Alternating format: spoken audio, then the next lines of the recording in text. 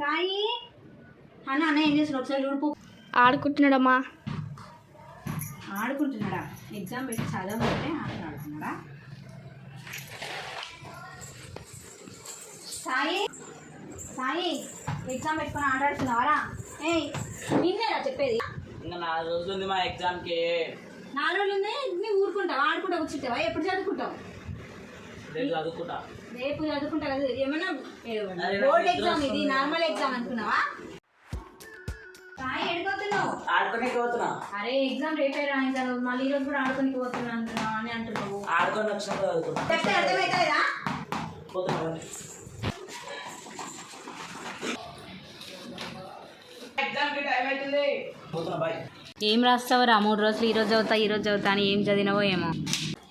ఈసారి 10th class exams అయితే ఏమో కానీ 3 రోజులు 4 రోజులు సెలవులు వచ్చి పిల్లలు అస్సలు చదవట్లేదు. ఈసారి ఎలా రాస్తారో ఏమో, చాలా కష్టంగానే ఉంది. ఎందుకు వచ్చాయో ఏమో ఇన్ని రోజులు సెలవులు. మనం ఎంత చెప్పినా చదువుతా అని అలా పోస్ట్పోన్ చేస్తూ ఆ ముందు చదివిందే రాస్తున్నారేమో, కానీ సెలవులని ఇలా అసలు చదవట్లేదు. సరిగా రాయిస్తారో రాయరో అన్న టెన్షన్ అయితే పేరెంట్స్ అందరికీ ఉండి ఉంటుంది కదా. మీరేమంటారు?